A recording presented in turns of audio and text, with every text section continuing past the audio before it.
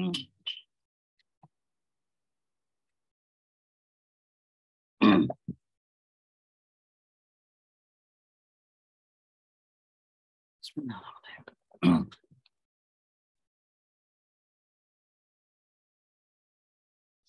Assalamualaikum warahmatullahi wabarakatuh. Alhamdulillah nahmaduhu wa nasta'inuhu wa nastaghfiruh wa na'udzu billahi min syururi anfusina wa min sayyiati a'malina may yahdihillahu fala mudilla lahu wa may yudlil fala hadiya lahu. Asyhadu an la ilaha illallah wahdahu la syarika lah wa asyhadu anna Muhammadan 'abduhu wa rasuluh. Rabbi shrah li sadri wa yassir li amri wahlul 'uqdatam min lisani yafqahu qawli. Amma ba'du fa inna asdaqal hadits kitabullah wa khairal hadi hadi Muhammadin sallallahu alaihi wasallam. Syarrul umur muhdatsatuha wa kullu muhdatsatin bid'ah wa kullu bid'atin dhalalah wa kullu dhalalatin finnar.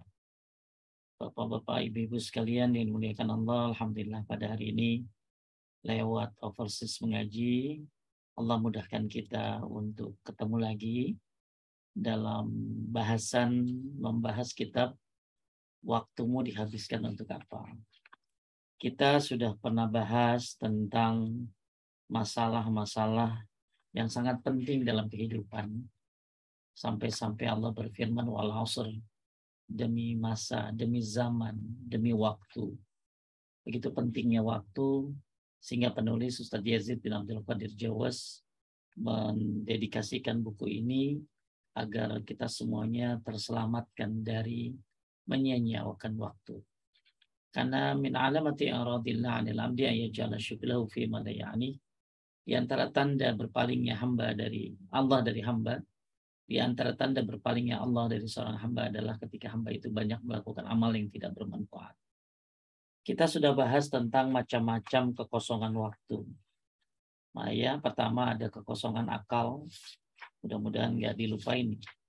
Ya, kalau bisa diringkasin biar orang-orang pada mudah memahaminya. Kemudian kita juga sudah bahas tentang kekosongan hati. Kemudian yang kita bahas sekarang adalah cara mengefisienkan waktu. Yang sudah kita bahas pertama adalah saya review sebentar tentang kegiatan yang bermanfaat. Hendaklah kita cari kegiatan-kegiatan yang bermanfaat dari keseharian kita. Dan sudah kita bahas apa aja kegiatan-kegiatan yang bermanfaat, diantaranya tentunya sholat-sholat yang wajib, sholat-sholat sunnah, ya, puasa, berbakti kepada orang tua, dan lain-lain. Kemudian kemarin kita bahas di antara cara mengefisienkan waktu adalah bergaul dengan masyarakat. Bergaul dengan masyarakat ini akan ada manfaatnya, akan ada tidak manfaatnya. Maka penting agar kita bisa memanfaatkan waktu ketika bergaul dengan masyarakat. Ya, masyarakat itu bisa jadi teman atau tetangga. Dan dalam kehidupan sehari-hari kita akan bertemu dengan orang-orang satu yang lebih pintar dari kita, lebih soleh dari kita, lebih alim dari kita, lebih hafiz dari kita. Maka itulah waktunya kita belajar. Yang kedua, kita sehari-hari kadang bertemu dengan orang yang sejajar dengan kita. Ya, ilmunya, akhlaknya, hafalannya. Maka itulah waktu berdiskusi. Waktu berdiskusi. Berdiskusi hal-hal yang bermanfaat. Kemudian kadang sehari-hari kita bertemu dengan orang yang levelnya di bawah kita. Maka itulah waktunya kita mengajar. Memberikan ilmu-ilmu kita kepada dia, agar dia pun dia tahu tentang ilmu tersebut. Yang terakhir, kita kadang bertemu dengan orang yang levelnya di bawah kita, tapi seolah-olah orang itu merasa di atas kita, merasa lebih baik, merasa lebih soleh. Maka itu adalah waktunya, bukan waktu belajar, itu bukan waktu berdiskusi, itu juga bukan waktu untuk mengajar, tapi itu adalah waktu untuk bersabar. Nah, dalam kehidupan kita akan ketemu dengan masyarakat yang contohnya 4 model tadi. Kemudian saya juga sudah bahas tentang macam-macam teman, ya. Ada teman yang modelnya seperti makanan yang bergizi. Ya, itu orang-orang yang berteman dengan orang-orang yang alim, yang saleh, yang pintar agama. Ya. Kemudian yang kedua, ada orang yang tipe teman itu kayak kayak apa, kayak dokter ya. Ya, jadi kayak obat dia. Ya, kalau tadi kayak makanan bergizi, ini kayak dokter, kayak obat. Siapa yang datang ke dia disembuhin, dalam arti kata ada pengobatan. Ini adalah teman-teman yang ahli dalam bidang-bidang seperti ekonomi dan lain sebagainya. Dokter dan lain-lain. Ada teman juga yang modelnya teman kayak, yang ketiga adalah teman kayak ini ya, kayak kayak raja apa, kayak yang dekat sama dia itu ya, ada teman seperti penyakit menular ya. Yang terakhir adalah teman yang seperti racun. Dia akan merusak akidah kita, merusak akhlak kita dan lain sebagainya. Maka dalam bergaul masyarakat ya, maka hati-hatilah terhadap model-model tadi, dan tentunya kita berharap berjumpa dengan teman-teman yang model yang pertama. Dan tentunya terus berdoa agar ya, zikir pagi sore, insya Allah Allah pertemukan kita dengan orang-orang baik, masyarakat yang baik, tetangga yang baik, lingkungan yang baik. Karena kadang-kadang lingkungan ini ketemu dengan teman dan banyak buang waktu. Nah, gimana caranya bertemu dengan teman tapi mengisi waktu kita dengan manfaat. Nah, sekarang kita akan masuk kepada cara mengefisienkan waktu yang ketiga. Jadi cara mengefisienkan waktu yang pertama adalah dengan kegiatan yang bermanfaat. Yang kedua, bergaul dengan masyarakat, dengan manusia, dengan teman, dengan tetangga. Ya, maka agar efisien waktunya, maka bergaulah dengan masyarakat. Tapi tentunya ada poin-poin yang tadi sudah disebutkan. Yang ketiga, mengefisienkan waktu adalah dengan membantu orang lain. Inilah yang akan kita bahas pada pembahasan ini. Saya akan share screen pembahasan kita. Baik, kelihatan? Siapa ini tadi? Kelihatan, Ibu? Kelihatan, Ustadz. Baik, ketiga, suka membantu orang lain. Ini Ibu siapa? Dengan Olin, Ustadz. Bu Olin, boleh ya. Nabi SAW bersabda, وَمَنْ كَانَ فِي حَاجَةِ أَخِيهِ كَانَ اللَّهُ فِي حَاجَتِهِ. Saudara. وَمَنْ فَرَّجَ عَنْ مُسْلِمٍ كُرْبَةً فَرَّجَ اللَّهُ عَنْهُ كُرْبَةً مِنْ كُرْبَاتِ يَوْمِ الْقِيَامَةِ وَمَنْ سَتَرَ مُسْلِمًا سَتَرَ اللَّهُ يَوْمَ الْقِيَامَةِ. Kita lihat artinya. Jadi saya ulangi ya, cara mengefisienkan waktu. Yang pertama dengan melakukan amal yang bermanfaat. Gimana waktu itu biar efisien, lakukan amal yang bermanfaat. Ya, sholat dan lain-lain, puasa. Yang kedua adalah bergaul dengan masyarakat. Efisienkan waktumu dengan bergaul dengan masyarakat, tapi tentu ada batas-batas yang harus Anda pahami. Yang ketiga, ya, yaitu pergunakan, efisienkan waktumu dengan cara membantu orang lain. Ya, kenapa dibilang efisien waktu? Karena waktu kita yang sebentar tapi akan banyak manfaatnya. Waktu kita yang sebentar hidup di dunia ini, yang cuma sampai 60 atau 70 tahun, ya, dengan kita memanfaatkan benar-benar waktu ini, maka kita yang pendek umurnya ini akan efisien, dalam arti kata waktu sedikit tapi manfaat banyak. Salah satunya dengan membantu orang lain. Karena dari membantu orang lain inilah akan banyak pahala yang kita dapatkan. Ya, kita membantu orang lain mungkin setengah jam, tapi dapat pahala yang besar, sehingga waktu kita yang cuma 60, cuma 70, banyak sekali kebaikannya. Makanya kata Ibnu Taimiyah, kita sering dengar firman Allah, innal abrar lafi na'im, alal ara'iki yanzurun, ta'rifu fi wujuhim nadratan na'im, yusqawna min rahiqin makhtum hitamuhu misk, wa fi dzalika falyatanafasil mutanafisun. Ya, kita sering dengar namanya al-abrar. Siapa itu al-abrar? Al-abrar adalah orang-orang yang baik, orang-orang yang berbakti, orang-orang yang memenuhi harinya dengan kebaikan, itu al-abrar. Bagaimana nasib al-abrar? Nasib al-abrar itu al-araiki yanzurun. Nasib al-abrar itu nanti di surga berada di atas dipan-dipan sambil memandang. Yang dipandang, ada yang mengatakan yang dipandang adalah surga. Yang kedua ada yang mengatakan yang dipandang adalah Allah Azza wa Jalla. Jadi itulah nasib orang yang banyak berbuat kebaikan, banyak berbakti, banyak melakukan kebaikan-kebaikan pada masyarakat, maka disebut dengan al-abror. Nasibnya di surga luar biasa. Ya, wajahnya kelihatan berseri-seri di surga nanti. Kemudian nanti mereka minum dari minuman yang disebut dengan rahiqil makhtum, yaitu arak di surga. Balasan buat orang-orang abror, orang-orang yang berbakti, orang-orang yang banyak berbuat kebaikan, orang-orang yang banyak membantu orang lain. Makanya Ibnu Taimiyah mengatakan, siapa yang pengen menjadi al-abrar atau al-akhyar? Al-akhyar itu berarti orang-orang pilihan. Al-abrar, orang-orang yang berbakti, yang berbuat kebaikan. Siapa di antara bapak ibu yang pengen menjadi al-abrar atau al-akhyar, maka setiap pagi niat dalam hati ingin membantu orang lain sesuai dengan yang dimudahkan oleh Allah. Kita setiap pagi niat apa? Ya, apakah ada di antara kita setiap pagi niat pengen bantu orang? Ya, kita insya Allah pagi-pagi selalu zikir pagi sore, selalu zikir habis sholat.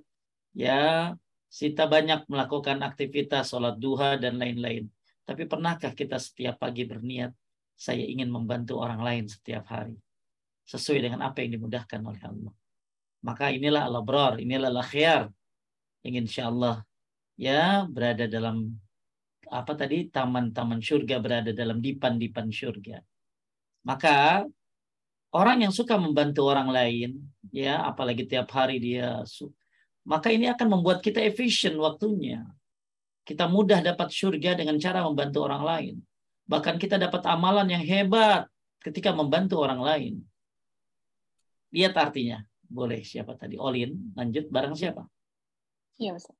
Barang siapa memenuhi kebutuhan saudaranya, Allah akan memenuhi kebutuhannya. Olin, kebutuhannya banyak?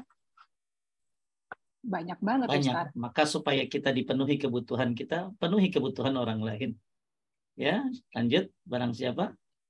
Barang siapa melepaskan suatu kesulitan dari seorang muslim, Allah akan melepaskan darinya suatu kesusahan dari kesusahan-kesusahan hari kiamat. Kita nggak tahu hari kiamat apa yang terjadi. Apakah kita akan susah nanti? Maka supaya nanti mudah di akhirat, mudah pada hari kiamat nanti, mudahkan orang lain, lepaskan kesusahannya. Maka Allah akan lepaskan kesusahan kita. Efisien waktumu, betul? Ya. Betul, Ustaz. Jadi efisien waktu itu bukan hanya jam sekian gua harus begini, jam sekian gua harus begini. Apa tuh namanya? Ya, dia atur waktunya. Jam sekian harus begini.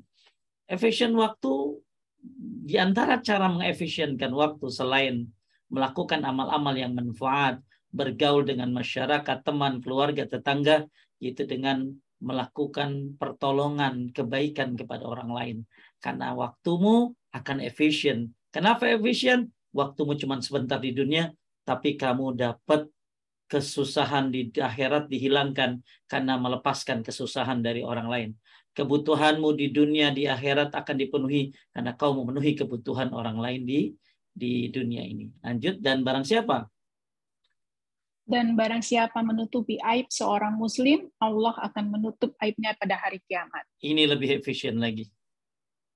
Kalau kita nutupin aib orang lain, kan kalau kita punya aib susah bergerak, betul? Ya, gimana kita mau bergerak? Pura-pura sholat ngajakin kebaikan, lu aja belum bener masa lalunya. Ya, makanya tutupi. Allah mastur aurati, ya Allah tutupi aurat kami. Maksudnya aib-aib kami. Ya, baik. Ini sangat penting banget. Ya, kembali lagi saya katakan, yuk tiap pagi berniat menjadi orang baik yang suka membantu orang lain. Tiap pagi niatkan, saya ingin bantu orang. Ya, sesuai dengan apa yang dimudahkan oleh Allah Subhanahu wa taala. Karena inilah hebatnya. Ya, kebutuhan kita akan terpenuhi, bahkan kesulitan-kesulitan kita di akhirat. Ya, Allah akan mudahkan segala urusannya. Bukankah kesulitan di akhirat ini sangat mengerikan? Ya, bukankah kesulitan di akhirat ini la haula wala quwata illa billah. Susah kita untuk lari dari kesulitan-kesulitan tersebut. Maka kita cari cara menghindari kesulitan akhirat dengan memudahkan kesulitan, melepaskan kesulitan orang lain. Baik, kita lihat dari Ibnu Umar radhiyallahu anhu, lanjut. Sungguh Sungguh ada seorang laki-laki yang datang kepada Rasulullah Shallallahu Alaihi Wasallam, lantas ia bertanya, wahai Rasulullah, wahai Rasul Allah, manusia bagaimanakah yang dicintai oleh Allah? Dan amalan apakah yang paling dicintai oleh Allah?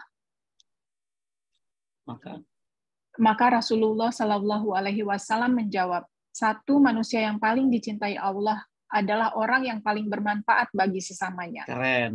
Manusia yang dicintai Allah itu bukan hanya yang sholat. Manusia yang dicintai Allah itu bukan hanya orang yang sholat. Bukan hanya orang yang taat dalam beribadah kepadanya. Manusia yang dicintai Allah itu bukan hanya menjalankan yang wajib dan yang sunnah. Tapi manusia yang dicintai Allah juga orang yang bermanfaat buat sesamanya.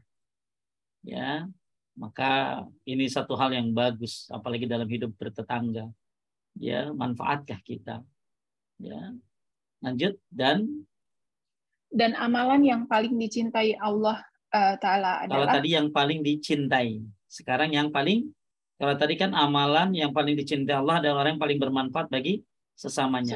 Kemudian yang paling dicintai Allah Ta'ala, apalagi satu? Kebahagiaan yang engkau berikan kepada diri seorang muslim. Dua, atau engkau menghilangkan kesulitannya. Tiga, atau engkau melunasi hutangnya. Empat, atau engkau membebaskan dirinya dari kelaparan. Nah, bedanya apa kalau yang di atas? Bagaimana, wahai Rasulullah, manusia bagaimanakah yang dicintai Allah? Manusia bagaimana yang dicintai Allah? Yang paling manfaat. Nah, sekarang amalan apa? Bedain ya. Kalau yang pertama, manusia yang bagaimana yang dicintai oleh Allah? Ya, manusia yang bermanfaat.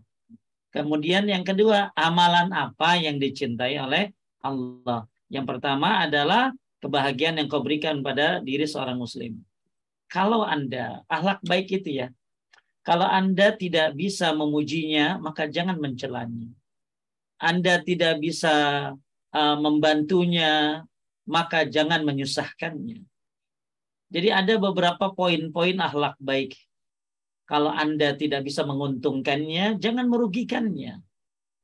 Maka manusia yang paling dicintai oleh Allah adalah yang bermanfaat sesamanya, tapi amalan yang, kalau tadi manusianya, sekarang amalan yang dicintai Allah, kebahagiaan yang kau berikan pada diri seorang muslim. Bukankah ini termasuk membantu? Ya, Ustaz. La tahkiranna minal ma'ruf fi syai'an walau antal ka haqqa biwajhin talik. Jangan kau remehkan kebaikan apapun walaupun cuma menyambut saudaramu dengan wajah berseri. Apa kabar? Dari mana aja lu? Masya Allah.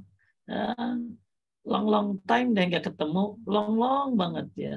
Pokoknya kita memberikan kebahagiaan pada seorang muslim itu bukan suatu hal yang sia-sia, itu kebaikan. Ya. Dan ketiga apa tadi? Menghilangkan kesulitannya, melunasi hutangnya, Masya Allah. Dan kau membebaskan dirinya dari kelaparan. Ini adalah amalan yang dicintai. Manusia yang dicintai, yang banyak manfaatnya. Tapi amalan yang dicintai, inilah 4 amalan yang mudah-mudahan kita bisa mengefisienkan waktu kita dengan membahagiakan orang, menghilangkan kesulitannya, melunasi hutangnya, membebaskan dirinya dari kelaparan. Kemudian dan sesungguhnya jika aku berjalan bersama saudaraku untuk menunaikan satu hajat atau keperluan, lebih aku sukai daripada aku beriktikaf di masjid ini, yaitu Masjid Madinah selama sebulan. Yuk, coba pernah nggak Olin? Pernah umroh Olin? Pernah kan? Pernah, Ustaz. Berapa hari di Madinah? 3 hari.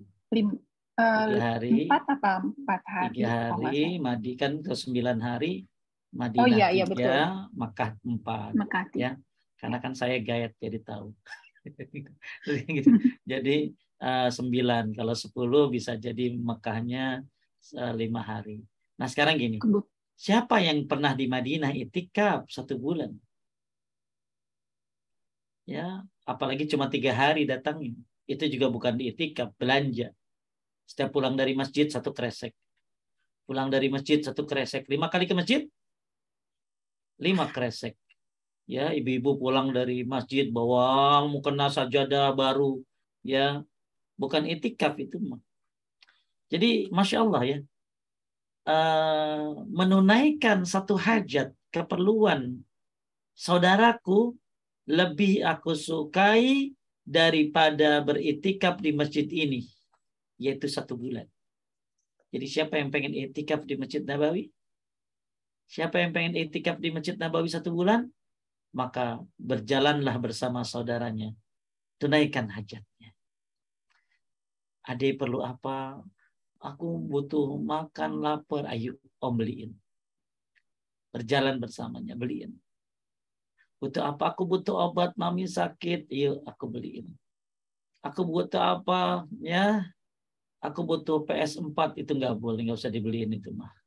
Ya, jadi, Masya Allah, ini bagaimana efisiennya waktu kita dengan cara membantu orang lain. Ya, bukan hanya Allah mudah, Allah penuhi kebutuhan kita. Terus apa lagi tadi? Allah apa tadi yang kedua tuh? Allah hindari kesusahan-kesusahan kita pada hari kiamat nanti. Bahkan orang yang membantu orang lain termasuk daripada amalan yang dicintai oleh Allah. Bahkan siapa yang suka membantu saudaranya, ya, dan penuhi kebutuhannya, itu lebih aku sukai daripada itikaf di masjidku 1 bulan. Mudah-mudahan ya, Bapak Ibu, walaupun gak ke Madinah, siapa yang gak cinta sama Madinah? Kalau ibu bawa bapak ditanya suka mana Mekah Madinah, pasti banyakkan jawabnya Madinah. Adem suasananya, enak, masjidnya Masya Allah. Ya, di situ kita betah di Madinah tuh. Ya, tapi gimana, nggak bisa lama-lama, nggak bisa 1 bulan, apalagi itikaf nggak pulang-pulang. Anda bisa lakukan beramal saleh ini.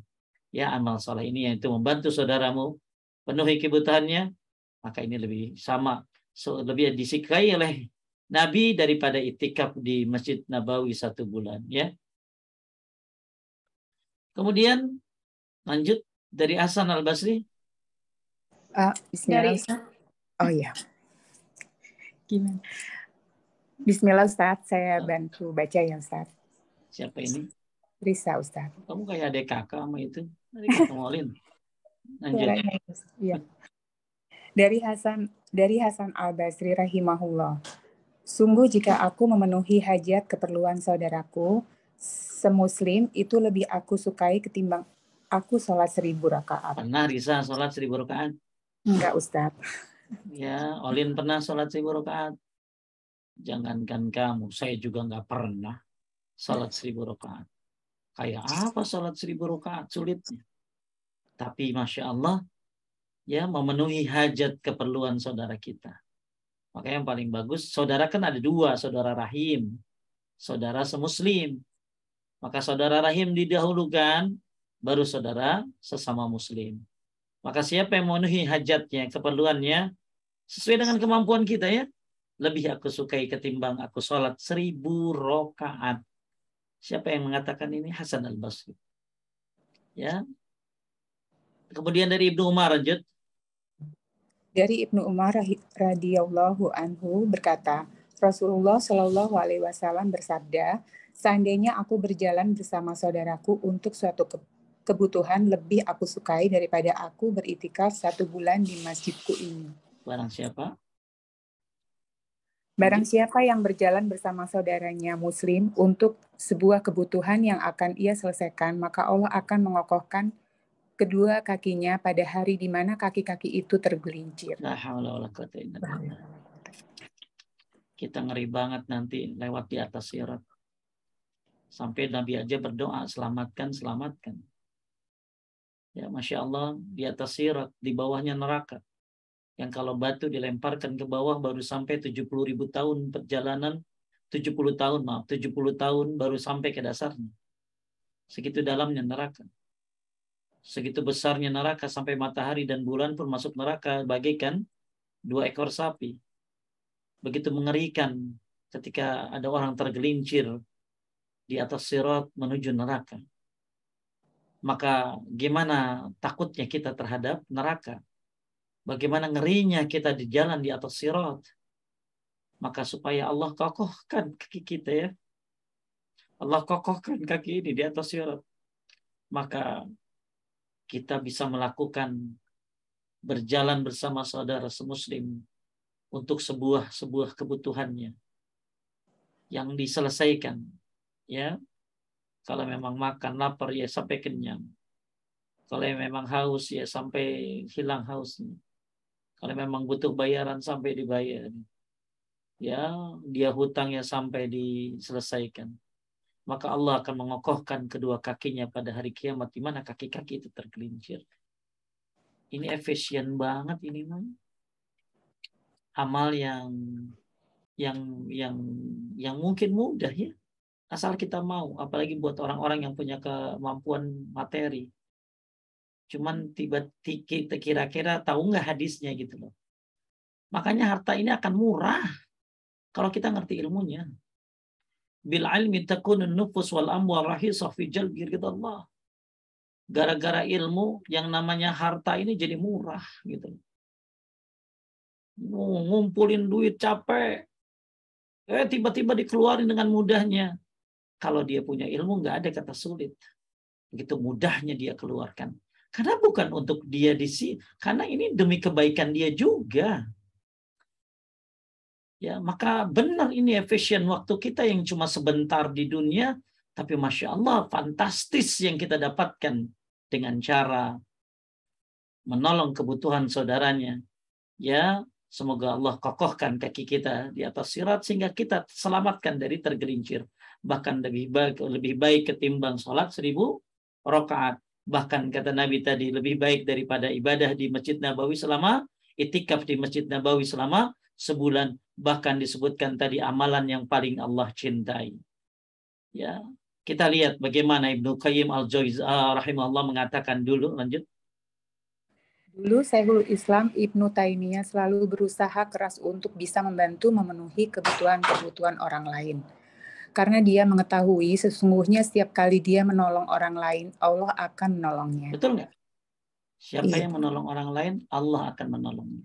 Maka Ibnu Taimiyah itu getol banget. Sampai-sampai Ibnu Taimiyah itu punya musuh yang selalu mencaci maki, yang selalu pokoknya musuh dia dalam dakwah.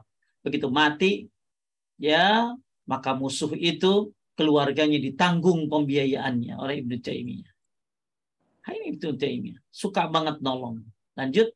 Oleh karena itu, oleh karena itu kamu dapati orang yang malas tidak banyak bantu orang lain menjadi orang yang paling banyak mengalami gundah gulana dan kesedihan. Hati-hati ya. Ini kata Ibnu Taimiyah loh. Yang lagi di penjara aja hatam Quran 80 kali. Ya, lagi di penjara doang. Di penjara jangan mikir penjara kayak di Indonesia. Di penjara tentu nggak enak zaman dulu. Bisa hatam Quran 80 kali. Ini Ibnu Taimiyah yang luar biasa karya ilmiahnya banyak. Yang murid-muridnya luar biasa yang kita kenal dengan Ibnu Qayyim al-Jauziyah murid-muridnya. Ya, maka dia mengatakan orang yang malas menolong orang lain itu paling banyak mengalami gundah gulana dan kesedihan. Ya, lanjut dan dia tidak memiliki keceriaan dan kegembiraan. Hal itu berbeda keadaannya dengan orang-orang yang memiliki semangat dan keseriusan beramal soleh, amalan soleh apapun. Taib, maka terus jadi orang yang suka membantu. Bukan hanya overseas mengaji, bukan hanya ngadain pengajian saja, tapi juga mungkin baksos ya. Insya Allah ada ya Risa ya. Ya, mau baksos apalagi. Ya, bantuan-bantuan lainnya. Mudah-mudahan pengajian-pengajian lain juga. Bukan hanya kajian-kajian ilmu, tapi juga ada kajian-kajian sosial. Maksudnya ada sosialnya ya, membantu orang lain ya, sesuai dengan keadaan daerah masing-masing. Karena insya Allah akan berikan banyak sekali efisien waktunya di dunia ini. Walaupun sebentar usianya cuma 60, tapi Masya Allah amalnya sudah banyak sekali. Salah satu amalnya yaitu dengan membantu orang lain. Banyak sekali ya, bahkan apa sih hikmah dibalik suka membantu orang itu? Hikmah dibalik ta'awun, tolong menolong. Hikmah dibalik orang suka membantu orang lain itu satu, lanjut ta'awun. Ta'awun mengajarkan kepada kita agar kita memiliki kepekaan yang tinggi terhadap saudara kita. Imam At-Tabi bin Abi Robah rahimahullah. Beliau mengatakan, Cari tahu tentang bagaimana keadaan saudara-saudara kalian paling tidak dalam 3 hal. Jadi bagus kalau kita suka, kalau di grup ya cari tahu ya saudara-saudara kita tuh dalam 3 hal. Kepo dalam 3 hal boleh nih. Ya. Jadi hikmah orang suka nolong itu mengajarkan peka terhadap saudaranya. Maka kalau mau kepo boleh. 1, apakah mereka dalam keadaan sakit? Tuh, boleh kepo tuh.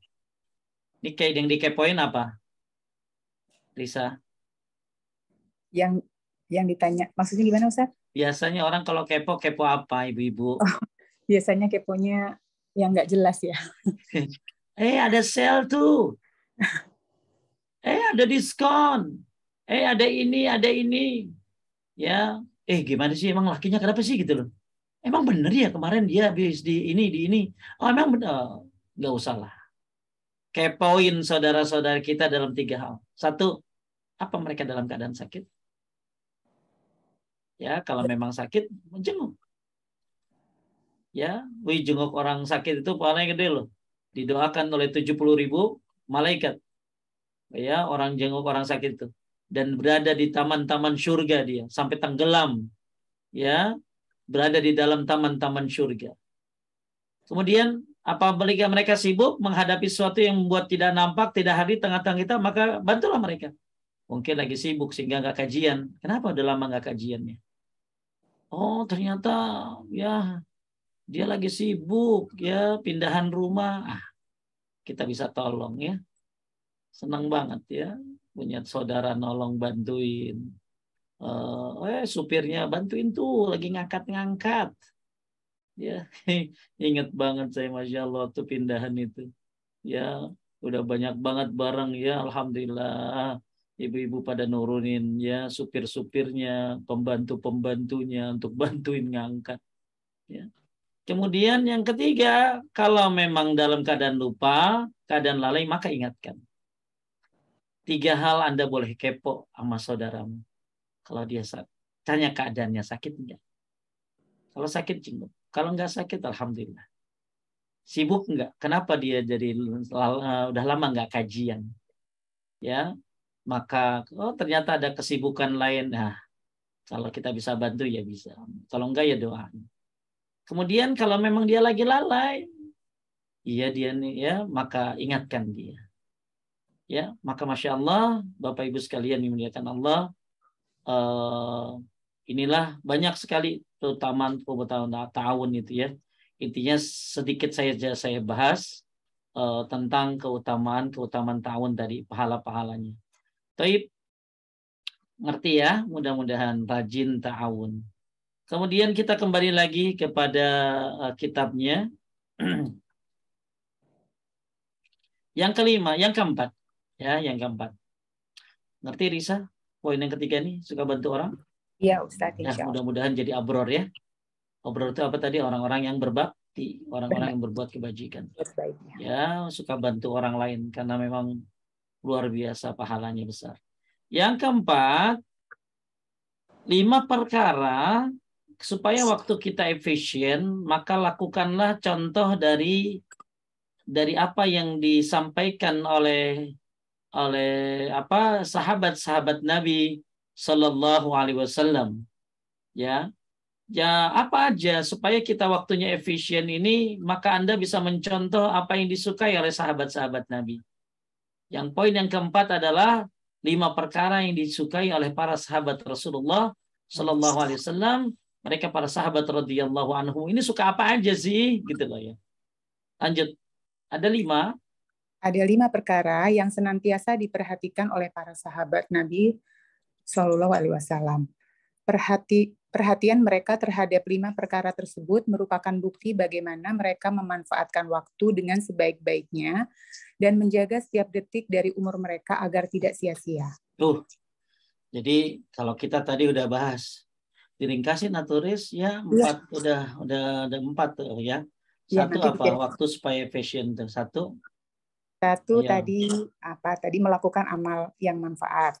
Ya, bukan 1 apa? Apa itu, Ustaz? Ya, lakukan amal yang bermanfaat. Dua, bergaul dengan masyarakat atau teman atau tetangga. Ya, pilih-pilih ya. Karena insya Allah kita akan efisien waktunya kalau bergaul dengan mereka yang baik-baik tentunya dari masyarakat. Pilih-pilih tentunya. Kenapa akan dapat info? Karena tadi sehari kita bisa ketemu dengan model 4 orang tadi. Kemudian yang ketiga tadi menolong orang lain agar efisien waktu kita di dunia ini, suka bantu orang lain karena pahalanya gede banget.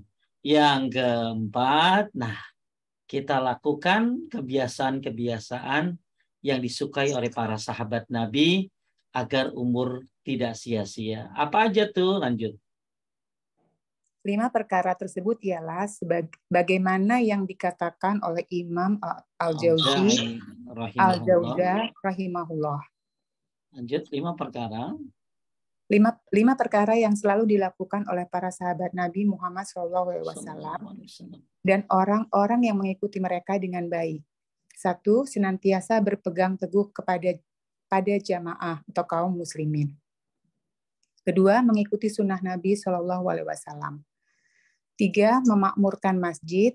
4. Membaca Al-Quran. Dan 5. Berjihad di jalan Allah. Inilah yang membuat para sahabat waktunya itu penuh dengan ketaatan kepada Allah karena 5 perkara ini.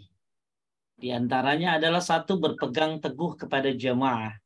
Artinya mengikuti pemahaman yang benar, yaitu mengikuti Al-Quran, sunnah as-sahihah, sunnah yang benar, sunnah yang sahih menurut pemahaman salafus salih. Bersatu dengan kaum muslimin dan tidak keluar dari jamaah kaum muslimin serta tidak memberontak kepada pemimpin kaum muslimin. Ini poin yang pertama yang dilakukan oleh sahabat-sahabat Nabi radhiyallahu anhum menurut Imam Al-Auza'i. Para sahabat Nabi ini ya punya 5 perkara yang selalu dilakukan oleh mereka. Di antaranya adalah berpegang teguh kepada jamaah. Jamaah di sini adalah ya dengan kaum muslimin tentunya, tidak memberontak ya, kemudian tidak keluar dari jamaah kaum muslimin, kemudian juga berpegang teguh kepada Al-Quran dan sunnah Nabi SAW, terus dengan pemahaman para salafus salih. Kemudian yang kedua, yang sering dilakukan agar waktu ini manfaat oleh sahabat-sahabat Nabi adalah mengikuti sunnah Nabi SAW. Kenapa ini bikin waktu manfaat?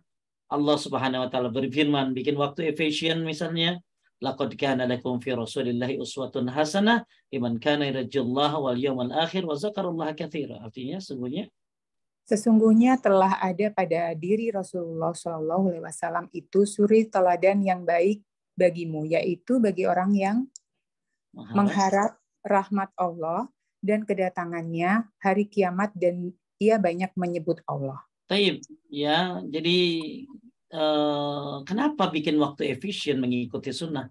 Karena dengan mengikuti sunnah amalmu jadi jelas. Jangan sampai udah banyak-banyak ibadah ternyata bukan sunnah. Ya, ternyata udah capek-capek zikir ternyata bukan sunnah. Ternyata udah capek-capek melakukan ya amal-amal ya urusan-urusan akhirat ya perkara ibadah ini ya. Maka ternyata tidak mengikuti Nabi sallallahu alaihi wasallam. Ya, sudah bukankah kita dilarang ya untuk tidak mengikuti Nabi sallallahu alaihi wasallam dalam perkara-perkara ibadah. Ya.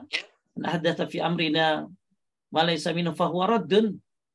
Ya, siapa yang melakukan suatu perkara yang baru yang bukan dari Nabi sallallahu alaihi wasallam, maka itu ditolak. Maka kenapa mengikuti sunnah adalah membuat efisien waktu kita? Karena Rasulullah adalah teladan. Bagi siapa? Bagi orang-orang yang mengharapkan rahmat Allah. Dan dengan mengikuti Rasulullah, lanjut. Katakanlah, wahai Muhammad, jika kamu benar-benar mencintai Allah, ikutilah aku. Niscaya Allah mengasihi dan mengampuni dosa-dosamu. Allah itu Maha Pengampun lagi Maha Penyayang. Dengan mencintai, kalau Anda mencintai Allah, maka cintailah Nabi Muhammad SAW. Banyak orang yang katanya mencintai Allah, bahkan statusnya Allah lagi, Allah terus, Allah forever. Tapi dia tidak mengikuti Nabi SAW. Maka ayat ini adalah ayat ujian. Kalau Anda mencintai Allah, ikuti Nabi Muhammad SAW. Maka apa efeknya kalau Anda mengikuti Nabi? Anda akan dikasihi oleh Allah Subhanahu wa Ta'ala. Anda akan diampuni dosa-dosanya. Maka terlalu banyak keutamaan mengikuti sunnah ini. Di sini cuma sedikit aja yang disampaikan oleh penulis. Tapi saya akan coba bahas sedikit saja secara cepat tentang keutamaan mengikuti sunnah. Di sini ada 6. Satu, ya kita lihat. Satu, orang yang manfaat dari mengikuti sunnah itu banyak, diantaranya menggapai mahabbatullah, kecintaan Allah. Jadi siapa yang mencintai Allah, maka dengan mengikuti Nabi Muhammad SAW, sebagaimana Al-Quran tadi yang sudah kita bahas, ya, qul in kuntum tuhibbunallah fattabi'uni yuhibbukumullah. Jadi siapa yang mengikuti sunnah berarti dia menggapai kecintaan Allah. Kemudian mengikuti sunnah menggapai ma'iyatullah, kesadaran bahwa Allah senantiasa melihatnya. Ya. Kemudian siapa yang mengikuti sunnah dikabulkan doa-doa yang menunjukkan kecintaan kepada Allah. Jadi dikabulkan doanya. Siapa yang mendekatkan diri kepada Allah dengan amalan-amalan sunnah, maka aku pun mencintainya. Allah akan mencintaimu. Bahkan bila ia meminta kepadaku, dalam riwayat yang panjang diriwayatkan oleh Bukhari, bila ia minta kepadaku, aku akan mengabulkannya. Bila ia minta perlindungan kepadaku, maka aku akan melindunginya. Bila ia menolak sesuatu yang benci oleh dirinya, akulah yang melakukannya. Dan seorang mukmin itu benci kematian jelek, maka akulah yang menghindarkannya. Maka siapa yang ingin dihindari dari kematian yang jelek? Ya, siapa yang ingin ya meminta permohonan apapun, maka ikutilah sunnah. Menjalankan ibadah yang wajib dan yang sunnah. Siapa yang minta perlindungan, maka ikutilah sunnah. Allah akan melindungimu. Bahkan siapa yang benci kematian jelek, maka akulah yang akan menghindarkannya. Dengan sebab apa? Mendekatkan diri kepadaku dengan amalan-amalan sunnah. Jadi siapa yang pengen dicintai Allah, jalankan yang wajib, jalankan yang sunnah, maka Allah pun akan mencintainya. Kalau Allah sudah mencintai Anda, maka Allah akan mengabulkannya, memberikan perlindungannya, kemudian menghindari dari apa yang dibenci oleh diri kita, dan kita pun akan dihindari dari kematian yang jelek. Masya Allah. Semua orang takut su'ul khatimah, bukan? Mati yang jelek. Maka ikutilah sunnah. Ikuti sunnah itu bukan hanya pahala, tapi banyak sekali. Bahkan memperbaiki kekurangan dalam menunaikan kewajiban. Yang sholatnya jelek, ya maka sholat-sholat sunnah akan melengkapinya. Ya, yang sholatnya kurang, dan lain-lain semua yang kurang akan disempurnakan oleh sunnah. Ya, kemudian menghidupkan hati, orang menghidupkan sunnah akan menghidupkan hati. Ya, terjaga dari melakukan bid'ah. Ya, maka inilah banyak sekali hal-hal yang membuat orang efisien waktu, yaitu dengan mengikuti sunnah. Maka dengan mengikuti sunnah amalanmu akan diterima. Ya, tentunya dengan syarat ikhlas dan ittiba. Dengan mengikuti sunnah, ya akan mendapatkan kecintaan Allah dan lain-lain yang tadi sudah dibahas. Ya, maka efisienkan waktumu. Sayang sekali amal-amal yang gak jelas itu. Sayang sekali kau beribadah tapi entah dari siapa. Bukankah Nabi itu contoh teladan? Lalu kenapa kau tidak mencontoh teladannya? Siapa yang kau ambil contohnya? Bukankah Nabi diutus untuk memberikan contoh teladan bagi manusia? Kenapa kau tidak mencontohnya? Ya, maka supaya efisien waktu kita, berarti Anda kudu jelas. Iyalah, kalau beli sesuatu juga kudu jelas satu. Apa nih mereknya? Ada garansinya enggak? Ya, mudah enggak servisnya? Semua orang berpikir efisien.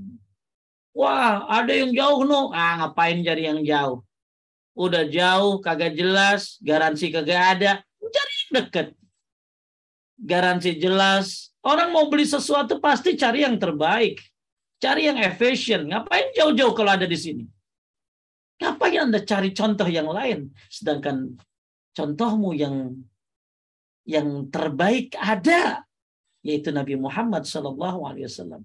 Ngapain beramal yang gak jelas? Yang jelas ada. Yang sunnah aja belum habis. Ngapain pakai amal yang lain? Yang sunnah aja kita belum semuanya. Sunnah itu banyak banget. Belum semuanya. Khatam kita Mungkin setengahnya juga belum. Terlalu banyak sunnah-sunnah. Ya, ketika orang lain datang, Assalamualaikum, Waalaikumsalam, marhaban. Udah pernah belum ngapalin? Pernah Pak Ustadz, tapi lupa baik. Kan bagus tuh kalau ada orang datang, Assalamualaikum, Waalaikumsalam, warahmatullahi wabarakatuh, marhaban. Sunnah itu. Banyak sunnah-sunnah yang kita belum ketahui. Ya, udah sunnah belum diamalin, udah dia ngarang yang lain, ngambil yang lain. Maka efisienkan waktumu di dunia ini, ya, dengan mengikuti sunnah. Cari produk yang jelas, yang benar-benar jelas, bahkan ada garansinya. Bukankah kita mau beli barang begitu? Kenapa mau beramal kok cari yang nggak jelas? Ya. Kemudian selanjutnya agar amal efisien, lanjut memakmurkan masjid. Allah Subhanahu wa taala berfirman, "Innama ya'muru masajidallah man amana billahi wal yawmil akhir wa aqamus salata wa ataz zakata wa lam yakhsha illallah fa'asa ulaika yakunu minal muhtadin." Artinya, Afwan Ustaz, Ya. Risa, sesungguhnya yang memakmurkan masjid Allah hanyalah orang-orang yang beriman kepada Allah dan hari kemudian, serta tetap melaksanakan sholat, menunaikan zakat, dan tidak takut kepada apapun, kecuali kepada Allah. Maka mudah-mudahan mereka termasuk orang-orang yang mendapat petunjuk. Kenapa di sini Mbak Riri, Teh Riri bagus banget amalan efisien itu dengan memakmurkan masjid. Karena dengan Anda laki-laki ya khususnya memakmurkan masjid, waduh contoh, ngebangun masjid aja nyumbang, maka Allah buatkan rumah di surga. Ya, sholat ke masjid itu pahalanya gede banget. Sampai disebutkan pahalanya kayak haji.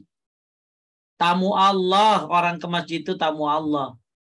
Sholat kalau sendirian pahalanya cuma 1. Sholat di rumah pahalanya 27 berjamaah. Tapi kalau di masjid berjamaahnya bukan dihitung hanya 27. Tapi makin banyak jamaahnya, makin banyak pahalanya. Maka melangkahkan kaki ke masjid, 1 langkah menghapuskan dosa, 1 langkah naik derajat. Maka bukankah ini efisien waktumu? Ya. Nah, Apalagi ya banyak nungguin sholat di masjid. Sholat di masjid dari maghrib ke isya misalnya, itu kalau kita datang ke masjid terus belum kita niatin nungguin sholat, maka malaikat doain kita apa, ampuni dia, sayangi dia. Kemudian habis sholat kita duduk di situ, tanggung maghrib nggak pulang isya, maka malaikat doain 3. Kalau tadi 2, ampuni dia, sayangi dia. Yang kalau ini enggak, malaikat doain 3. Apa tuh? Ampuni dia, sayangi dia, terima tobatnya. Allah maghfirlahu, Allah marhamu, Allah matub alaih. Buat siapa nih? Buat orang yang sholat, habis sholat dia nungguin sholat. Habis maghrib dia nungguin isya. Maka malaikat doain. Maka siapa yang pengen tobat dengan cara yang gampang, duduklah sebelum sholat, duduklah setelah sholat. Buat laki-laki di masjid bagusnya. Sebelum sholat didoain malaikat, ampuni dia, sayangi dia. Habis sholat doain lagi malaikat, ampuni dia, sayangi dia, terima tobatnya. Ini tobat yang paling gampang kata Ibnu Battal. Nggak usah Anda baca istighfar, Anda nungguin sholat aja, malaikat doain supaya Anda diapain? Diampuni, dirahmati, dan diterima tobatnya. Ya, Masya Allah, orang-orang dulu menunggu ajalnya di masjid. Luar biasa memakmurkan masjid ini. Buat siapa? Buat orang yang beriman kepada Allah dan hari akhirat, yang mendirikan sholat, membayar zakat, dan hanya takut kepada Allah Subhanahu wa ta'ala. Itulah orang-orang yang mendapatkan petunjuk. Maka memakmurkan masjid ini pahalanya besar. Ya, apalagi sholat sunnah di masjid pahalanya kayak umrah. Terlalu banyak keutamaan sholat berjamaah di masjid. Maka supaya bapak-bapak yang ada di sini atau istri-istri yang punya suami-suami, dukung mereka ke masjid, karena dengan mereka ke masjid maka efisien waktu di dunianya. Pahalanya luar biasa mengalirnya. Ya, sholat isya berjamaah kayak apa pahalanya? Kalau qobliyah subuh saja lebih baik daripada dunia seisinya, gimana sholat subuhnya di masjid? Terlalu banyak keutamaan sholat berjamaah itu. Dihitung dari mulai langkahnya, ya, dari mulai dia menunggu sholatnya, belum lagi ketika dia mengucapkan amin, dan aminnya berbarengan dengan para malaikat, diampuni dosa-dosa masa lalunya. Ketika dia mengucapkan, imam mengatakan sami Allahu liman hamidah, dia katakan Rabbana walakal hamd. Ya, maka siapa yang bertepatan dengan malaikat ya Rabbana lakal hamdnya, diampuni dosa-dosa masa lalunya. Ya Masya Allah, dia memakmurkan masjid ini adalah buat orang-orang yang Masya Allah ya, yang pengen efisien waktunya di dunia. Kemudian kita lihat ya, ini semua penulis menurutkan di antara bentuk, lanjut. Di antara bentuk memakmurkan masjid yaitu dengan sholat berjamaah. Ketahuilah bahwa sholat 5 waktu wajib kita kerjakan dengan berjamaah di masjid, bukan di rumah. Karena tujuan dibangunnya masjid adalah untuk ditegakkan sholat berjamaah di dalamnya. Hal itu karena Nabi SAW memerintahkan kita untuk sholat berjamaah. Rasulullah SAW telah menjelaskan keutamaan sholat berjamaah. Sebagaimana hadits dari Abu Hurairah radhiyallahu anhu, ia berkata, Rasulullah SAW bersabda, Sholat seseorang dengan berjamaah di masjid akan dilipat gandakan 25 kali lipat daripada sholat yang dilakukan di rumah dan di pasarnya. Yang demikian itu apabila seseorang berwudu, ia menyempurnakan wudunya, kemudian keluar menuju masjid, tidak ada yang mendorongnya keluar menuju masjid kecuali untuk melakukan sholat. Tidaklah ia melangkahkan kakinya, kecuali dengan satu langkah itu derajatnya diangkat, dan dengan langkah itu dihapuskan kesalahannya. Apabila ia sholat dengan berjamaah, maka malaikat akan senantiasa bersalawat untuknya selama ia tetap di tempat sholatnya dan belum batal. Ya Allah, berikanlah salawat kepadanya. Ya Allah, berikanlah rahmat kepadanya. Salah seorang di antara kalian tetap dalam keadaan sholat, mendapatkan pahala sholat selama ia menunggu datangnya waktu sholat. Misalnya saya nungguin sholat di masjid dari maghrib ke isya, maka malaikat itu doain saya tadi. Kemudian saya dapat pahala sholat walaupun belum sholat isya. Karena niatnya udah nungguin sholat. Siapa yang nungguin sholat, pahalanya dapat kayak orang sholat. Ya, bahkan Nabi pernah berjalan habis sholat maghrib, berjalan tergesa-gesa ke masjid. Lalu kemudian jadi Nabi keluar, kemudian masuk lagi. Ya, dikatakan bahwa pintu langit terbuka. Kemudian dikatakan dalam riwayat ya bahwa unzuru ila ibadi, Allah mengatakan unzuru ila ibadi qad qadaw faridah wa yantaziruna ukhra. Lihat hambaku. Allah memuji orang-orang ya, lihat hambaku. Memuji orang-orang yang di masjid. Lihat hambaku qad qadaw faridah. Dia telah melaksanakan yang wajib. Wa yantaziruna ukhra, dan sekarang dia menunggu yang lainnya. Dari maghrib menunggu isya, dari tahajud menunggu subuh. Ya, Masya Allah, ini sebuah amalan yang mulia menunggu sholat itu. Apalagi di masjid. Ya, bahkan sedikit saya supaya semangat buat ibu-ibu ya, suruh suaminya ke masjid. Ya, karena ini butuh ibu-ibu yang tahu ilmunya. Kalau ibu-ibu tahu ilmunya, Masya Allah, ya akan menyemangati suaminya. Sebentar di sini, sebentar. Ternyata salah satu amal untuk mendapatkan husnul khotimah yaitu dengan cara melangkahkan kaki ke masjid. Sebentar ya. Ya, atau enggak ada ya.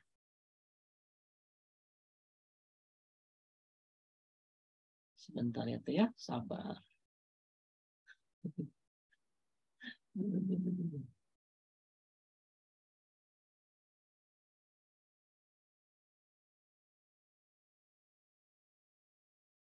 Enggak ada ya. Sebentar. Oh iya, dihususkan. Ini dia. Ini dia. Oh, kelewat ya. Masya Allah. Ini dia. Malam ini coba teh. Malam ini Robku mendatangiku, lalu beliau menyebutkan hadits sampai pada perkataan, Dia berfirman kepadaku, "Ya Muhammad, tahukah engkau dalam urusan apakah para malaikat di langit berselisih?" Lalu aku pun menjawab, "Ya, dalam urusan derajat serta kafarat, melangkahkan kaki menuju sholat berjamaah, menyempurnakan wudhu dalam keadaan dingin, menunggu sholat sesudah sholat. Barang siapa yang telah menjaganya, maka ia pun hidup dalam kebaikan dan mati pun dalam kebaikan, serta dosa-dosanya bersih sebagaimana hari saat ia dilahirkan oleh ibunya."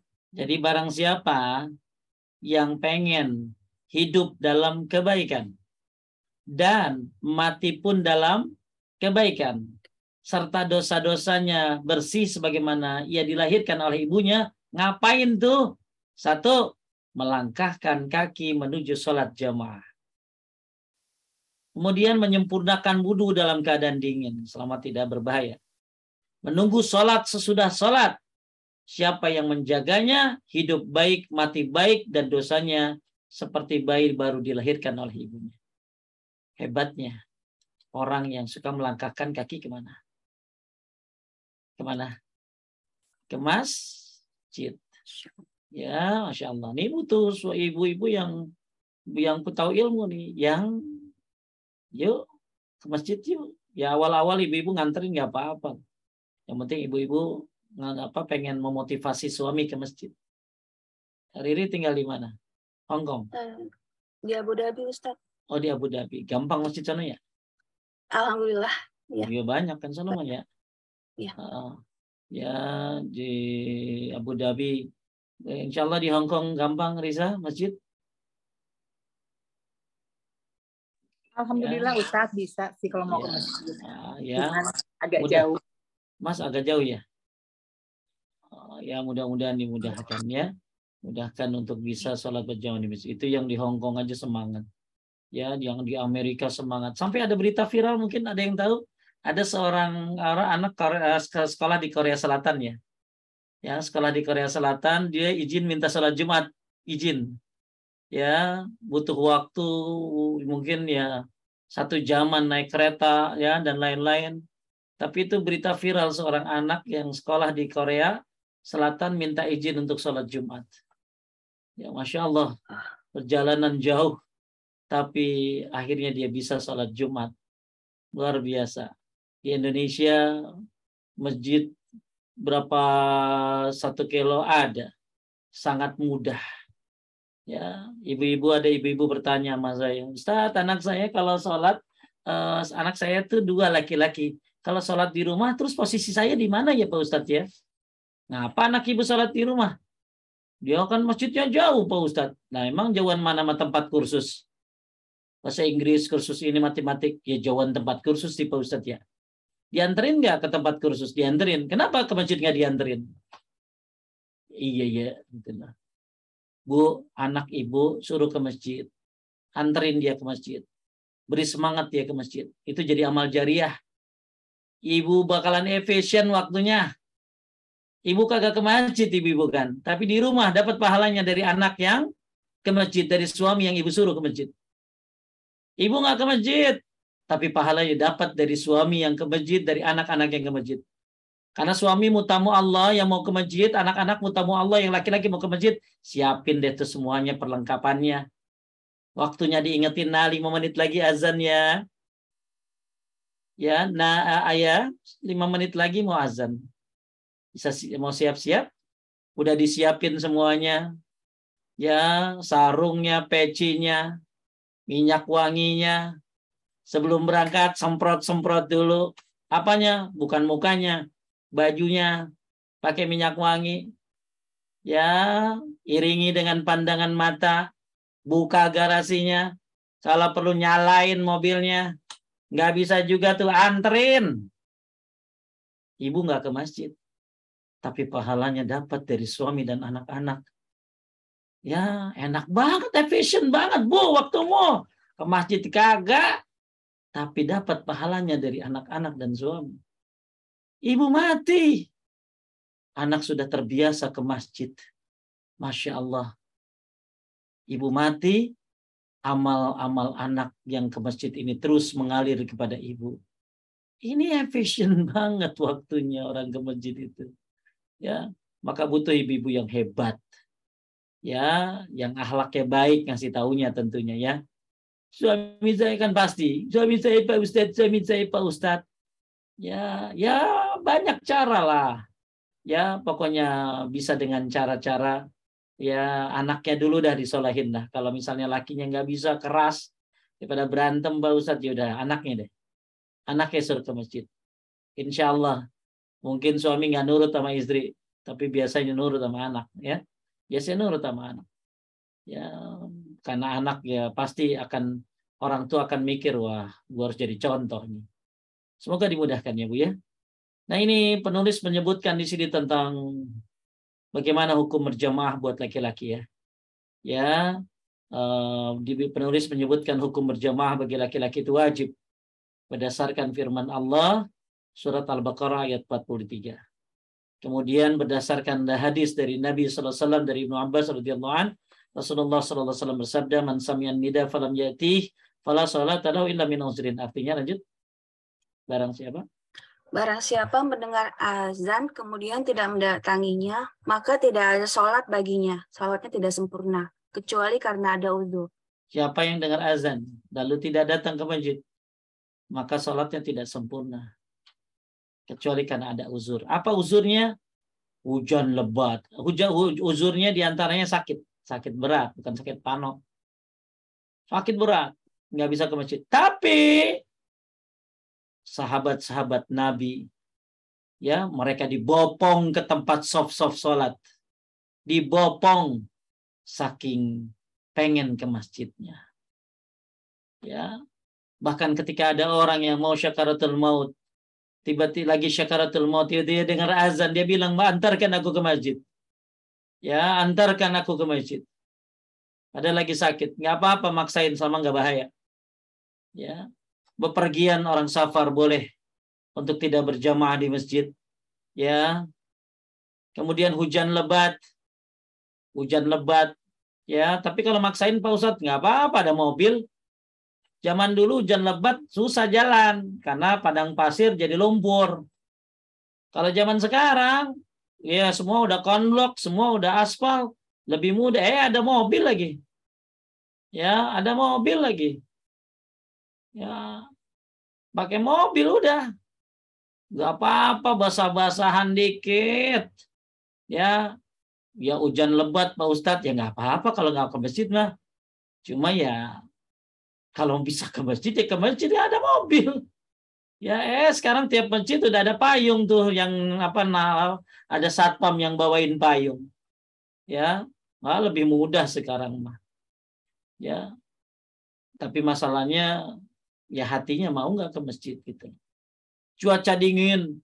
Ya, cuaca dingin, tapi ya tenar di daerah mana itu.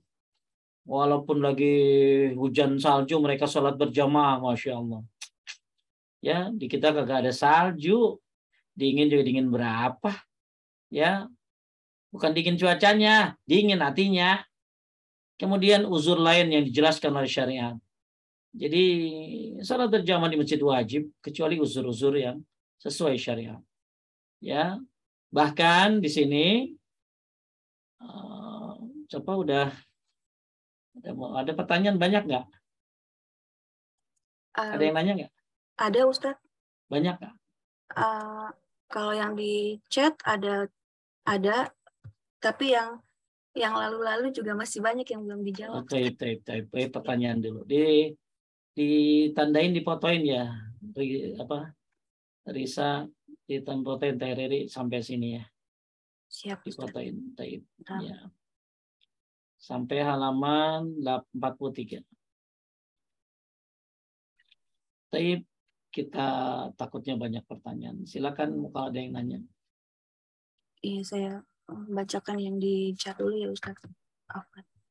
Bagaimana yang tidak mau mengikuti sunnah Ustadz? Apakah amalnya akan sia-sia? Ya, amalan, ya kan tadi. Ya, sebarang siapa yang melakukan sesuatu yang baru, yang tidak ada dari sunnah Nabi, maka amalannya tertolak. Ya, hadisnya dari Aisyah radhiyallahu anha diantaranya. Maka amalannya nggak diterima. Maka supaya diterima, ya amalannya harus sesuai sunnah. Kan amal diterima itu karena dua ya. Ikhlas karena Allah dan ittiba. Ya. Nah, di Indonesia ini ada orang-orang yang amalannya sesuai sunnah, ada juga yang dia bercampur. Masih banyak ya bid'ahnya. Maka bid'ah-bid'ah ini yang harus dihempaskan, harus dibuang. Ya. Maka kata Ibnu Qayyim, sunnah ini udah kayak matahari. Sedangkan bid'ah ini udah kayak kabut. Ketika matahari datang, kabut akan hilang. Maka orang yang banyak bid'ahnya itu kurang ilmunya aja. Ya, mudah-mudahan dapat hidayah untuk penuntut ilmu sehingga akhirnya terbuka, oh pentingnya amal sesuai dengan sunnah. Ya, lanjut. Ya. Assalamualaikum Ustadz.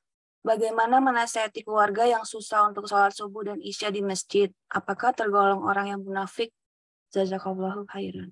Ya, kalau dari hadis memang askalus sholati 'alal munafik minal isya wal fajr. Salat yang paling berat bagi orang munafik itu salat isya dan salat subuh. Maka tugas ibu ya kasih tahu ya pentingnya salat isya, salat subuh. Pentingnya salat berjamaah di masjid, ayat-ayatnya, hadis-hadisnya. Dan beri fasilitasnya. Ya, anterin kalau anak kalau bisa. Ya, ya susah-susah sedikit lah demi indahnya surga. Ya nggak apa-apa. Ya luka-luka dikit demi indahnya surga. Jadi ibu kasih tahu dulu. Setelah itu tinggal didoakan. Ya, lanjut. Baik, Ustaz. Assalamualaikum warahmatullahi wabarakatuh, Ustadz. Ini di luar tema, nggak apa-apa, Ustadz. Apa-apa. Tentang sholat berjamaah di masjid bagi laki-laki, bagaimana hukumnya? Jika seorang laki-laki tidak mau sholat di masjid, alasannya mereka sholatnya tidak mengikuti sunnah, misalnya sholat subuh mereka masih pakai doa kunut. Mohon nasihatnya Ustadz. Jazakallahu khair. Nah, ini benar nih. Ini salah pemahaman kayak begini. Ya, imam kunut, kalau di mazhab Imam Ahmad, imam kunut ikut kunut. Aminkan malah. Kalau ternyata imamnya benar, maka makmum dapat kebaikannya. Kalau imamnya salah, dosa buat dia sendiri. Jangan dengan alasan itu dia nggak ke masjid. Ini salah tuh orang belajar kayak gitu tuh. Ya, maka kata Ibnu Taimiyah bukan urusan kita masalah akidah dia. Ya, imamnya apa akidahnya selama bukan orang kafir? Sholat sah di belakang penjahat sekalipun.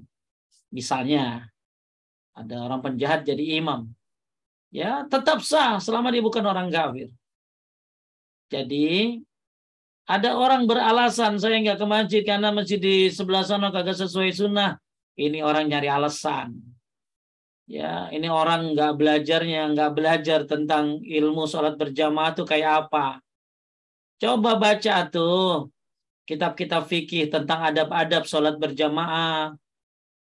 Jadi ketika kita sholat berjamaah, kemudian imamnya salah dalam arti kata, misalnya imamnya pakai kunut. Kalau memang, lah yang kunut kan memang ada Syafi'i sama Malik. Ya, itu ijtihad dari mereka. Tapi kalau Anda nggak mau pakai kunut, ya Anda diam aja sudah. Kalau saya, imam berkunut, saya kunut. Saya mengaminkan. Tapi kalau imam gak kunut, saya nggak kunut gitu loh. Yang salah imam gak kunut, dia kunut sendiri gitu loh. Kan kita ngikutin imam aja. Jadi kalau di mazhab Imam Ahmad, imam kunut, Anda kunut dan mengaminkan. Maka kata Syekh Rabi, kalau imamnya benar, maka kebaikan buat semuanya. Kalau imamnya salah, dosanya buat imam doang. Kesalahannya buat imam saja. Tapi kalau Anda nggak mau dikunut, ya diam aja udah. Nggak ada alasan nggak sholat berjamaah. Itu nyari-nyari alasan aja orang, ya. Jadi Ibu, ya suruh belajar lagi dia. Suruh kasih tahu siapa anaknya, saudaranya, ya. Kamu nggak sholat jamaah, coba kamu belajar tentang adab-adab menjadi makmum. Di kitab Tamamul Minnah, Sahih Fikih Sunnah, lihat adab-adab jadi makmum itu, ya perkara imamnya siapa selama bukan orang kafir bisa sah. Ya, apalagi bacaannya Qur'annya bagus. Yang penting kan Qur'annya bagus bacaannya. Masalah akidahnya selama bukan orang kafir. Ya, lanjut.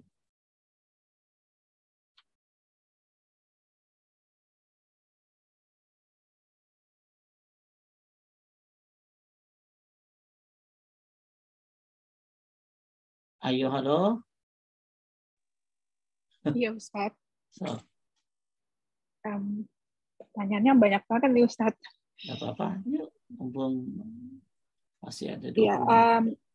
mengenai ada pernah dengar di salah satu Habib yang bilang kalau kamu mau memperbaiki hidupmu maka perbanyaklah salawat. Itu bagaimana? Mohon pencerahannya Ustadz. Kalau Anda banyak sholawat, lalu kemudian Anda banyak syiriknya, diterima nggak? Enggak Ustadz. Ya, kan orang baca sholawat rajin, tapi syirik mulu gitu loh. Minta sama kuburan, ya, minta sama orang mati, pergi ke dukun. Maka kalau pengen bahagia hidup tuh ada aturannya, ada tahapannya. Yang pertama tauhid dulu bagusin. Karena percuma baca sholawat banyak-banyak kalau syirik. Karena Nabi sendiri yang ngomong, as'adun nas bisyafaati man qala la ilaha illallah khalisan min qalbi aw nafsi. Orang yang berbahagia mendapatkan syafaatku adalah orang yang mengatakan la ilaha illallah ikhlas dari hatinya atau jiwanya. Ya, maka dia ngomong la ilaha illallah tapi ikhlas dari hatinya, yang enggak syirik gitu loh. Maka bahagia dia dapat syafaat Nabi. Itu satu. Jadi kalau pengen bagus hidupnya, Allah penuhi kebutuhanmu, Allah mudahkan hidupmu, kebutuhanmu, tauhid yang benar. Karena Allah berfirman, "Wa may yattaqillah yaj'al lahu makhraja." Siapa yang bertakwa kepada Allah, aku akan kasih jalan keluar. Takwa itu apa? Kan jalanin perintahnya, jauhi larangannya. Perintah Allah apa? Tauhid. Larangan Allah apa? Syirik. Takwa itu ya tauhid. Wa yarzuqhu min haitsu la yahtasib, dan Allah berikan dia rezeki yang tidak disangka-sangka. Ya, dia akan dapat keamanan, akan dapat petunjuk. Ya, alladzina amanu wa lam yalbisu imanahum bidzulmin ulaika lahumul amnu wa hum muhtadun. Jadi kalau Anda pengen Allah berikan kemudahan dalam setiap urusan, ya, maka tauhidnya benerin dulu. Ya, bagaimana Anda minta kepada pemberi rezeki sedangkan Anda menyekutukan pemberi rezeki? Kemudian baru sholat, benerin, ya. Jadi ada orang bilang sholawat lebih penting daripada sholat. Harusnya bilangnya gini, sholawat itu bagian dari sholat. Nggak bisa orang sholawat kagak sholat gitu. Ya, jadi ada yang bilang sholawat lebih penting daripada sholat, ya salah tuh. Jadi sholawat itu bagian dari sholat. Ya, jadi yang kedua tuh kalau pengen Anda dimudahkan, bagusin sholatmu. Siapa yang memperbagus sholatmu, maka Allah memperbagus hidupmu. Tauhid dulu, baru sholat. Ya, dan selanjutnya baru, ya, diantaranya adalah banyakin baca sholawat. Sholawat apa sholawatnya juga yang benar, bukan sholawatnya ngarang-ngarang sendiri. Ibnu Qayyim menyebutkan ada 40 manfaat baca sholawat. Sholawat yang paling bagus ya dari Ka'ab bin Ujrah. Allahumma shalli ala Muhammad dan Muhammad kama shallaita ala Ibrahim wa ala Ibrahim innaka Hamidum Majid. Allahumma barik ala Muhammad dan Muhammad kama barakta ala Ibrahim wa ala Ibrahim innaka Hamidum Majid. Lanjut. Pertanyaan berikut Ustadz. Di sekitar rumah saya terdapat beberapa masjid dan jika azan ada jeda antara satu dan lainnya. Yang mana yang harus dijawab Ustadz? Dan kapan saya bisa mengucapkan doa setelah azan? Apakah harus menunggu hingga semua selesai azan? Jawab semuanya kalau bisa. Ada seorang syekh ditanya. Saya lupa ya, Syekh Ubaid Al-Jabiri atau siapa. Saya lupa. Ya, pernah dia ditanya tentang masalah azan yang bersaut-sautan. Mana yang saya jawab? Jawab semuanya. Jawab semuanya. Anda tinggal pinter-pinter aja. Selesai yang ini jawab. Yang selesai dulu. Selesai Anda baca doa azan, yang ini selesai. Jawab lagi. Gampang kok. Ya, jawab semuanya. Ya, jawab semuanya. Bagus. Tapi kalau bingung, cari satu yang dekat dengan rumahmu, yang kedengaran benar. Ya, gitu. Lanjut. Assalamualaikum warahmatullahi wabarakatuh. Ustadz izin bertanya. Saat ini saya sedang merawat kakak perempuan yang sakit dan setiap kontrol antar ke rumah sakit, kemudian belum lama ini saya dan anak kakak ponakan bertengkar di WhatsApp gara-gara mengingatkan anaknya suruh gantian jaga, tapi malah anaknya tidak mau gitu dan mencaci maki saya. Ini saya ringkas saja, ini lumayan panjang nih Ustadz. Kemudian dengan kata-kata kasar. Saya mohon nasihat Ustadz bagaimana bersikap gitu Ustadz. Ini kayaknya saya mesti harus intinya ya, begini. WhatsApp ke Ustadz nih, panjang sekali. Ini kan gantian ya. Gantian. Terus yang disuruh ganti nggak mau, ya udah Anda ambil aja. Berarti yang disuruh ganti kan nggak mau dapat pahala. Ya, jadi yang suruh ganti anaknya atau siapa nggak mau dapat pahala, ya udah ambil aja pahalanya. Jadi kalau Anda tanggapin itu, jadi sikap orang menghadapin orang malah itu cuma barakallahu fik, itu aja udah. Ya, sebagaimana orang-orang salaf dulu, kalau ada orang marah tinggal bilang barakallahu fik, selesai udah. Ya, kalau ada orang marah bilang barakallahu fik, udah. Ya, dijelasin kagak ngerti, ya udah barakallahu fik. Jadi tinggal Anda ambil aja pahalanya. Berarti Allah ngasih kesempatan Anda untuk ngambil pahala anak itu. Ngambil pahala anak tersebut. Padahal harusnya dia yang nungguin. Bukan dia yang nungguin. Malah orang lain yang nungguin. Malah saudaranya yang nungguin. Maka ketika Anda kasih tahu, Maria barakallahu fik, ambil pahalanya. Ya, ambil pahala. Anda dapat lebih banyak tentunya. Itu kesempatan dapat pahala dari orang yang seharusnya dapat pahala, malah Anda yang dapat. Barakallahu fik. Lanjut. Apabila kita bepergian melintasi zona waktu, apakah sholat yang sudah dikerjakan sebelumnya harus dikerjakan lagi? Misalnya berangkat dari Jakarta sudah masuk waktu sholat zuhur, tiba di tujuan baru masuk sholat zuhur, apakah sholatnya mesti diulang, Ustaz? Enggak, tidak perlu diulang. Karena Anda sudah sholat zuhur di tempat Anda berada tadi. Lanjut. Ini agak ini nih. Apakah percaya alien bertentangan dengan tauhid, Ustaz? Saya nggak ngerti alien itu apa ada ya. Bu Alin ada, Bu Olin ada. Tapi kalau alien saya nggak tahu ada apa enggak ya. Itu harus dibuka. Enggak, kalau alien itu kan gini loh. Apakah alien itu ada? Apakah alien itu jin gitu loh? Apakah ada makhluk Allah yang lain di luar? Kan makhluk Allah kan banyak, galaksi aja banyak. Kita taunya galaksi Bima Sakti aja, belum galaksi-galaksi lainnya. Kan ciptaan Allah ini banyak, mungkin ada sesuatu yang belum diketahui. Maka pembahasannya harus secara ilmiah gitu loh. Ya kalau memang ilmiah, bahas dengan ilmiah gitu loh. Ya, dan itu yang penting Anda jangan bilang alien itu Tuhan, itu baru syirik itu gitu ya. Ya. Tapi percaya sama alien enggak. Kalau memang dibuktikan secara ilmiah, coba buktikan apa gitu loh. Apakah ada makhluk selain Allah di muka bumi ini gitu loh. Ya, apakah alien termasuk jin atau apa? Allahu alam. Ya, tapi kalau Anda nggak nyembah alien gitu ya, Anda nggak menyembah, nggak masalah ya. Nggak ada hubungan. Yang penting Anda tidak menyembahnya, seperti itu. Lanjut. Anak saya bertanya, jika setan terbuat dari api dan neraka juga api, apakah iblis bisa merasakan siksa neraka jika sama-sama terbuat dari api? Gampang. Ya, coba sekarang. Ya, kita dari apa? Terbuatnya dari tanah. Oke, ambil tanah. Terus tanahnya bakar. Jadi apa? Jadi batu bata kan? Terus pukulin ke kita. Sakit nggak? Sakit, Ustaz. Terus jangan mikir gini. Api, jadi api neraka itu 70 bagian. Saya lupa ya 60 atau 70 bagian ya. 70 kalau nggak salah. Api neraka itu 70 bagian gitu loh. Ya, iblis dari api, iblis dari api terus dibakar kagak mempan. Salah. Ya, api yang ada di neraka itu nggak sama dengan api iblis gitu loh. Api yang ada di neraka itu 70 bagian. Yang ada di dunia ini 1 bagian. 69 ada di neraka. Jadi pemahaman anaknya kan dari api, sama-sama dari api. Emang bisa nggak kepanasan dong? Lah api neraka tuh levelnya beda tong gitu lah.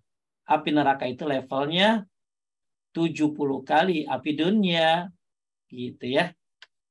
Kayak tadi kita dari tanah, coba ditimpuk pakai tanah ya kagak sakit. tapi tanahnya dibakar, ya ditempok jadi batu bata, kenain kepala, pasti sakit. Lanjut. Bismillah, izin bertanya Ustadz, jika awal kajian Ustadz buka kajian dengan doa Innal hamdalillah, sebagai audien kita baca juga tidak Ustadz? Urutannya gimana Ustadz? Nggak usah, Jazakillah khair. itu cukup buat orang yang mau ngajar ya. Memuji Allah, baca khutbah hajat ya. Khutbah hajat tuh ya ayyuhallazina amanu taqullaha haqqa tuqatih. Ada khutbah hajat, baca hamdalah, baca salawat, baca hamdalah, baca syahadat, baca salawat, kemudian baca takwa ya. Innallah apa ayyuhallazina amanu taqullaha haqqa tuqatih, itu buat para pembicara aja ya Bu ya. Buat pembicara. Bahwa Ibu enggak usah. Ya, lanjut. Adakah keterangan dalam ilmu syar'i tentang orang yang bisa melihat hantu atau jin? Tidak ada. Itu aja. Ya, karena dalam Al-Qur'an disebutkan bahwa mereka jin maksudnya ya bisa melihatmu dari arah yang kamu tidak bisa melihatnya. Jadi manusia nggak bisa melihat ya. Kalau ada orang bisa melihat jin, berarti di matanya ada yang salah. Lanjut. Bagaimana hukum sholat Jumat buat perempuan? Karena di sini banyak yang melakukannya. Dan apakah benar jika sholat zuhur hanya bisa dikerjakan setelah sholat Jumat selesai? Tidak. Jadi gini, sholat Jumat itu buat laki-laki wajibnya. Tapi buat perempuan tidak wajib sholat Jumat, buat orang sakit, buat anak kecil, buat musafir. Maka kalau ada perempuan sholat Jumat, maka nggak usah sholat zuhur lagi. Jadi sebenarnya yang wajib buat laki-laki. Tapi kalau dia sholat Jumat, maka maka gugur sholat zuhurnya karena sudah diganti dengan sholat Jumat. Cuma masalahnya sayang, kasihan. Kalau Anda sholat Jumat perempuan, masjid nanti penuh laki-laki jadi di luar. Sekarang aja masjid-masjid kan udah pada penuh kalau sholat Jumat, nggak nampung. Ada perempuan lagi, jadi tambah kurang itu. Lebih baik ibu di rumah ya. Ya lebih baik ibu di rumah, berikan kesempatan tempatnya buat laki-laki. Ya karena kewajiban bukan buat ibu sholat di masjid, bukan sholat Jumat juga ibu nggak ada kewajiban. Berikan tempat buat laki-laki. Jangan pengen soleh sah sendiri gitu loh. Justru salah solehah kayak begitu. Ibu sholat di rumah, ya duhur, maka sholat Jumat kewajiban buat laki-laki karena ibu tidak wajib sholat Jumat di masjid. Ya, sholat wajib aja nggak di masjid, apalagi sholat Jumat. Tujuannya apa? Tujuannya adalah supaya laki-laki yang punya kewajiban bisa menempati tempat-tempatnya. Kalau ibu-ibu pada ngisi, otomatis tempat berkurang. Seperti itu. Kemudian perempuan sholat duhur apakah setelah selesai Jumat? Tidak. Ya, sholat duhur perempuan itu ketika azan berkumandang, maka ibu wajib sholat. Ya, jadi tidak harus nungguin orang pulang Jumat. Ya, yang penting sudah azan duhur, ya, maka ibu sholat zuhur. Nggak usah nungguin orang pulang sholat Jumat. Lanjut. Apa perbedaan jin dengan manusia, Ustadz? Ya jin nggak kelihatan, manusia kelihatan. Ya, jin dan manusia intinya tugasnya sama, ibadah.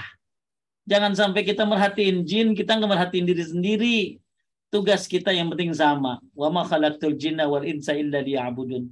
Ya, tidaklah aku ciptakan jin manusia kecuali untuk beribadah. Anda ibadah, jin ibadah. Bentuknya kayak apa? Sabodating, kayak apa itu jin. Yang penting tugas kita selesaikan. Jangan suka merhatiin kaum lain ya. Perhatiin suamimu dan anak-anakmu jauh lebih penting daripada merhatiin jin ya. Lanjut. Ada teman saya yang suaminya ikut tarikat, Ustadz. Dan suaminya itu mengajak istrinya yang sudah sunnah untuk ikut tarikat-tarikat tersebut dan mengajak anak-anaknya juga. Bagaimana harus bersikap, Ustadz? Ya ditolak. Dikasih bantahan-bantahannya. Ibunya harus belajar dulu. Kasih tahu dalil-dalilnya. Ibu perdalam dulu ilmunya. Ya, kalau perlu minta apa ajarannya kayak apa. Ya, Biasanya tarekat itu kan nggak lebih dari jikir-jikir yang nggak sesuai sunnah. Amal-amal jikir 1000, jikir 100, ya mengkultuskan kiai berlebihan. Maka ibu bantah, ibu belajar dulu. Dan ibu nggak apa-apa, nggak taat sama suami dalam perkara yang perkara yang maksiat. Ya, nggak apa-apa, nggak taat. Tapi dengan cara yang elegan, cara yang baik, kasih tahu lakinya. 2 menit lagi ya. Lanjut. Sebentar Ustaz, ini pertanyaannya yang adakah konsep, ini pertanyaan terakhir nih Ustaz, adakah konsep hari baik, bulan baik dalam Islam? Ada hari baik, Jumat, itu hari baik. Tapi kalau hari tidak baik, tidak ada. Ya, hari baik adalah hari Jumat, karena hari Jumat itu hari diciptakannya Adam, ya, hari dikeluarkannya Adam dari surga, hari kiamat hari Jumat, ya. Jadi hari Jumat ini Sayyidul Ayyam, rajanya hari. Ada Jumat itu hari yang sangat baik. Maka dibanyakan kita suruh baca sholawat, ya, badannya hari Jumat, sholat Jumat maksudnya. Kemudian juga amalan baca Al-Kahfi dan lain sebagainya. Jadi hari baik ada hari Jumat, ya. Kalau hari tidak baik tidak ada. Semua hari bisa baik kalau Anda mendekatkan diri kepada Allah Subhanahu wa taala. Dan hari itu tidak baik ketika Anda maksiat kepada Allah Subhanahu wa taala. Ada juga hari terbaik. Apa itu hari terbaik, Pak Ustadz? Hari di mana kamu bertobat kepada Allah Subhanahu wa taala. Itu perkataan ulama. Jadi ada suatu hari yang disebut dengan hari terbaik. Itu di mana kamu bertobat kepada Allah dari segala dosa-dosamu dan berhenti dari melakukannya dan bertekad untuk tidak mengulanginya lagi. Itulah hari yang terbaik. Ya, saya pengen jawab semua, tapi sebentar lagi azan. Ya, di sini 7 menit lagi. Hujan, tapi saya juga harus ke masjid. Ustadz, ada satu pertanyaan lagi, boleh nggak Ustadz? Langsung cepat ya. Iya. Mengenai ini topik kita hari ini mengenai membantu orang lain. Dalam hal ini sedekah ke orang lain, apakah lebih baik ketimbang membantu saudara yang seringkali terjerat hutang? Simpulannya saya tahu. Kan tadi dibilangin saudara itu ada 2. Ada saudara satu rahim, ada saudara semuslim. Yang lebih utama adalah saudara serahim. Ya, karena sedekah dengan saudara serahim itu pahalanya 2. Pahala sedekah dan pahala silaturahim. Ya. Jadi saudara itu ada 2, saudara satu muslim, saudara satu rahim. Apalagi satu rahim semuslim. Maka saudara yang semuslim serahim itu lebih utama ditolong daripada orang lain. Baik, itu aja ya. Mudah-mudahan bermanfaat. Pengen saya jawab semuanya, nggak apa-apa walaupun saya capek. Pengen jawab tapi 5 menit lagi asar. Saya mohon maaf kalau ada kesalahan dan kekurangan. Terima kasih buat Majlis Taklim Overseas Mengaji. Semoga ini jadi amal jariah. Saling mendoakan. Semoga kita bisa istiqomah dalam memanfaatkan waktu dengan sebaik-baiknya. Barakallahu fikum. Assalamualaikum warahmatullahi wabarakatuh. Bihamdika asyhadu an la ilaha illa anta astaghfiruka wa atubu ilaik. Assalamualaikum warahmatullahi wabarakatuh. Waalaikumsalam warahmatullahi wabarakatuh. Saya tutup kajian ya Ustadz ya. Alhamdulillah, terima kasih atas kajian hari ini Ustadz. Semoga kita semua mengamalkannya dan tetap istiqomah untuk belajar sunnah dengan baik.